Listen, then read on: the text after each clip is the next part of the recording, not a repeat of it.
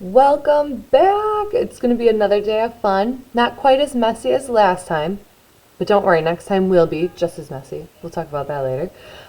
So for today, we're going to want to get out our textured leaf prints from yesterday. Hopefully that's dry by now. If for some reason it's not, we're going to want to let that dry first. So pause this video, come back once it's dry. But if it is dry and ready to go, we're going to need that as well as your oil pastels. And we are going to be creating, we made leaf prints yesterday, right? But it's a pretty, well, monochromatic, we're going to call them. They're not super interesting because they're just white. And one of my favorite things about the fall is all the colors, right? All those beautiful colors. So we're going to turn something that looked like this into something that looks more like this, with tons of beautiful colors. So the first thing that I want to do though is talk about color gradients, because that's essentially what we're creating today. We're going to be making color gradients.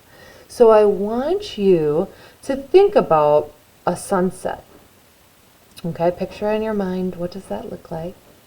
Maybe you're seeing purple and pink and orange and yellow. So when you see that, does it look like this? Purple, a line of purple, a line of pink, a line of orange, and a line of yellow. Or do they all kind of blend together where you cannot tell where one color ends and the next begins? They just cross into each other. You're probably thinking it's the second one, right? They all blend together. You can't tell where one ends and the next begins.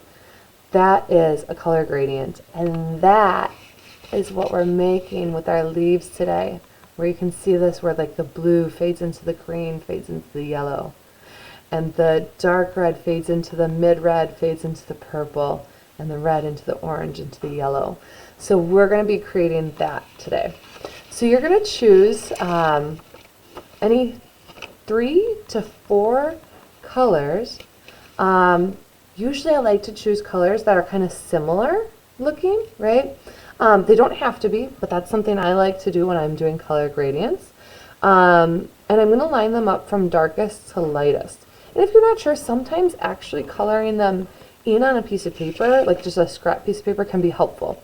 Because for example, this one here, sometimes you'd think, well, purple is the darkest, right? Between red and purple, you'd think purple. But this particular purple colors pretty light. And this red color's really dark, as you're seeing down here. It's got really dark tones in it. So line them on up from darkest to lightest. Go ahead and pick out a leaf that you want to start with. And we're going to start from one side of the leaf. I'm starting from the bottom. I'm just going to start coloring it in with that darkest color first. And I'm not too worried if it gets a little bit onto the black background of my paper. You're not going to really notice it too much, so I'm not super worried about that. But I'm trying to concentrate on coloring in all of the white spaces. Now notice how I'm kind of just focusing on just this part of the leaf. I'm not coloring the whole thing because I got to save the next color for there and then the lightest color for on top. If you're going with 4 colors, you're going to make each section even smaller yet, right? You wouldn't color quite as far. So you got to save room for that 4th color then. Okay, there's my darkest color. Now I'm coming in with that middle color. It's kind of like a medium red. And I'm coloring that layer in. I'm going to try to go as quick as I can for the video. If you guys need to pause at any point or rewind, feel free to do so. Maybe a little bit more of that mid-tone red over here. And finally, I'm going to go with the purple at the top. Now wait a minute, didn't we talk about that those sunsets are not just like one line and then the next, right?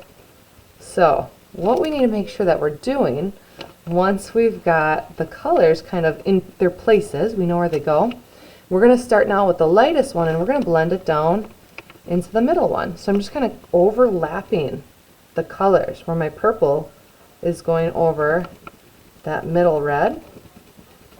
And basically what I'm doing where I'm overlapping it is I'm blending those two colors together to make a color that's kind of like in between the two, right? That's what's happening there. And I might press down kind of hard just to make sure these creamy, beautiful oil pastels are filling in as much of those white spaces as I can. Some of them might be a little tricky, but we're going to do the best we can. All right, now I'm going to take my next darkest color. I'm going to do the same thing where I start to blend it by overlapping into the darkest color. This is how we get them to blend and make a new color that's somewhere in between.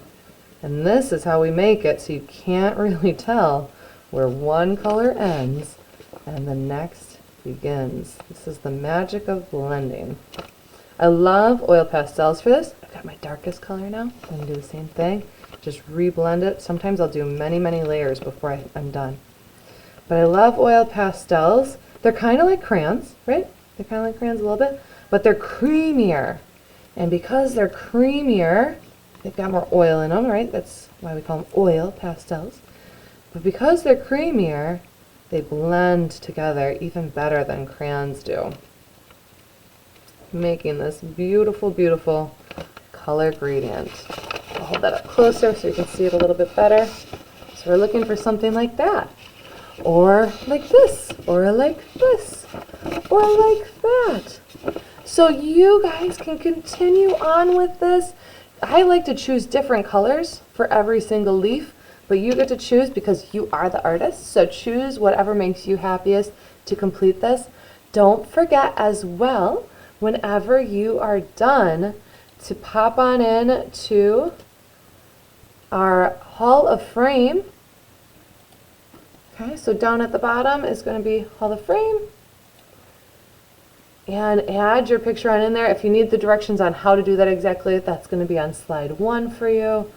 But adding your beautiful artwork on in there is just always so amazing. And I can't wait to see yours. Until next time, which we will be painting again next time, so make sure you're set up and ready to go for that.